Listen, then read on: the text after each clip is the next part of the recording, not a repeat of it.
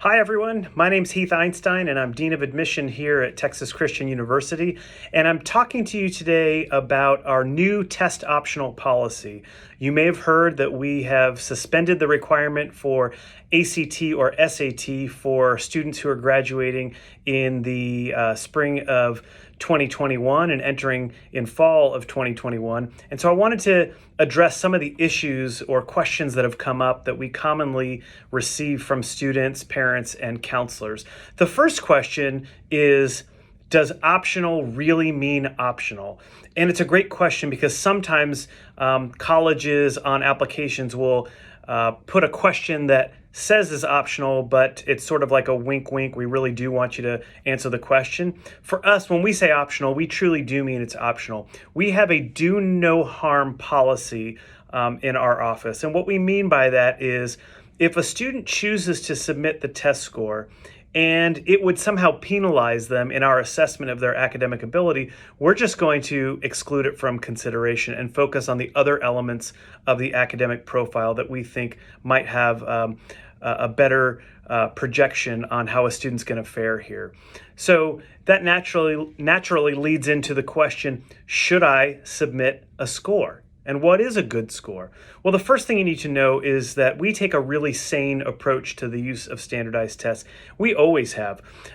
We care more about a student's grades and the courses that the student chooses for themselves than how they perform on a standardized exam. 3.5 years of academic performance is better than 3.5 hours on a Saturday in junior or senior year. So we're looking more heavily at the students' grades anyway.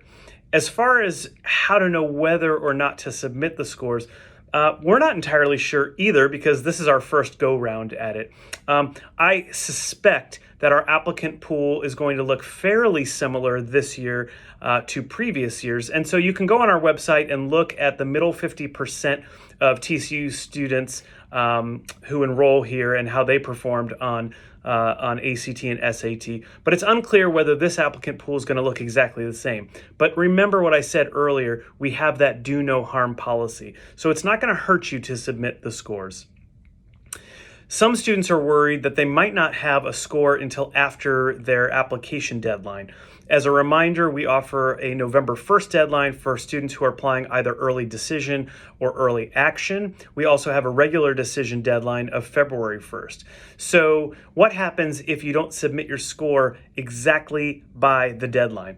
Well, we usually do give a little bit of wiggle room because often there's an October test administration and sometimes students don't have those scores in time to submit by the deadline, but we've got a little bit of a grace period because, of course, we don't read all of the applications the very first day that our deadline hits. By the way, a reminder that we do allow students to self-report their test scores, so if you do have a test score, you don't need to have it sent in by the test agency just yet. You will have to do that ultimately if you enroll at TCU. But back to the question, we're going to consider the student's file incomplete if they indicated on the application that they want us to include the test score. And again, this isn't unusual. If your test score arrives a week after November 1st, and you can get it to us again by that self-reported method, then that's no problem. We'll be able to review it in time. If it remains incomplete, we will then roll you over to the regular decision round or ask you if you'd like to be rolled over to the regular decision round so that we will have that test score.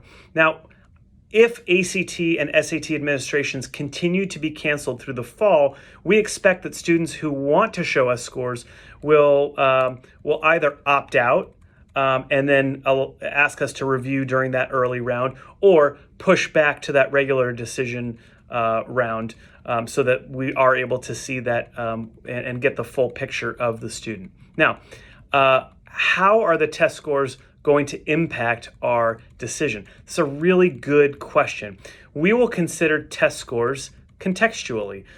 It's part of our assessment of a student's academic ability. So we look at a student's test scores, we look at grades, we look at the curriculum the student has chosen, we look at recommendation letters from teachers and counselor to get the full picture of how a student fares academically, and therefore how likely they're going to fare if they come here to TCU.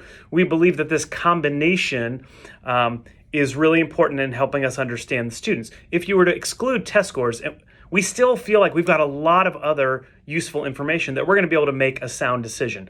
So that's why we're really comfortable with the choice that we've made to eliminate test scores from our process this year for students who choose not to submit them. Now, many students feel like their scores add some texture to their profile. And for those students, we will include that information in our assessment of their likelihood to succeed here at TCU. Okay, so let's say you've made the choice not to submit your scores for admission. Will that impact you adversely when it comes to scholarships or any special programs? And the answer is no. We will still consider students who don't submit test scores for scholarship and for it, and that goes for all scholarships, including our full tuition Chancellor Scholarship, and for our John V. Roach Honors College. So don't worry about that. Again, if you feel like your profile is complete without test scores, then we feel that way too. Now, how will we alter our process and make decisions with less information? We really don't think it is less information. It's true that we're lacking a single data point, but that data point, to the extent that it is relevant, only has pretty limited predictive value to begin with. So we think we can get a really good picture of how a student is likely to fare, again, whether or not they submit scores. Okay, so final question that we have been hearing throughout the last couple of months is, should I wait and apply regular decision so that I can have that last opportunity to test? And I would suggest that you apply for admission to TCU once you know that this is a place you can see yourself. And so if you apply early decision, which is a binding application, or early action, which is non-binding, we're going to give you a decision. Now, very often, we will defer a student from that early action round to the regular decision round if we feel like we need more information. Now, that information could be we want some additional grades. We want to see that 7th semester of high school. It could mean we are waiting to see if a test score goes up. Historically, that could be. That's not what we're doing this year. And it could also mean we want to see what the rest of the applicant pool looks like, because there will be a lot of students who choose to wait until the regular decision round for a variety of reasons. So we defer students for all sorts of different reasons. But the bottom line is we defer students whom we believe ultimately have an opportunity to be admitted. If we deny admission in the early action round, in essence, what we're saying to you is that additional information that could come later on wouldn't have made a difference in the decision that we rendered anyway. And so I think you can use that as a sort of a guiding principle as to whether you apply early or wait until apply regular, and whether or not scores will be in there in time.